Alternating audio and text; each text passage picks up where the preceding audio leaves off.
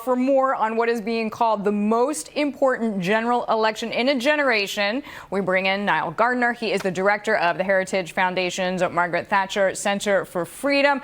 Niall, thanks in advance for the time. So if Johnson, as Ashley just said, wins an outright majority, that is the fastest track to Brexit, right? You have Johnson equals Brexit, but on what timetable?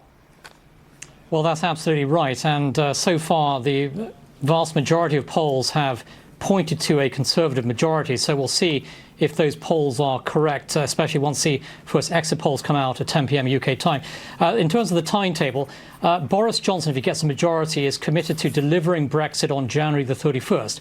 And I think the plan on the part of Downing Street certainly is to put forward the implementing legislation again before Parliament, even as soon as next week.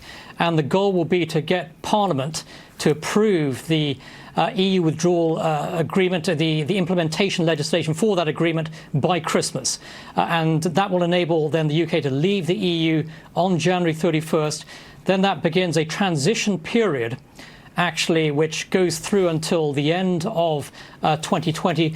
During that time, the UK must negotiate a free trade agreement with the European Union. So certainly it's a very fast track timetable, but I've been assured that Boris Johnson is going to move forward at very full speed if he gets a majority. Well, to your point, of course, all of these trading relationships are in the balance.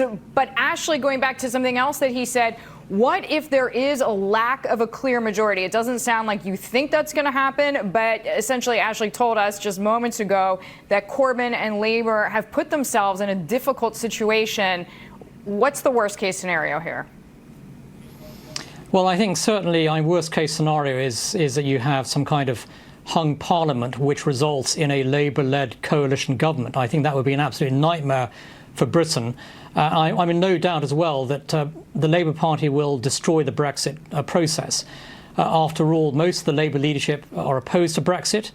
Most Labour supporters are opposed to Brexit, although about a third of Labour voters in the 2017 election were Brexit supporters. But I've no faith whatsoever in the ability of the Labour Party to deliver Brexit. So that's a nightmare scenario. But I do think that the Conservatives are most likely to emerge with a majority tonight.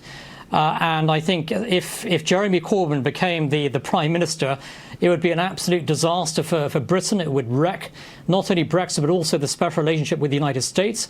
Jeremy Corbyn is deeply anti-American in outlook. Also, the Labour Party is really having huge problems with anti-Semitism within its ranks. And Jeremy Corbyn himself, I think, has advanced anti-Semitism within the Labour Party. So it would be unthinkable, I think, to have this kind of far-left, Marxist, anti-Semitic party actually in power in the United Kingdom. And then just to get back to what voters want, it seems like even people who were against Brexit now just want it. They want it done, and they want to move forward. We will be watching the results right along with you. Thank you, Niall. My pleasure. Thank you.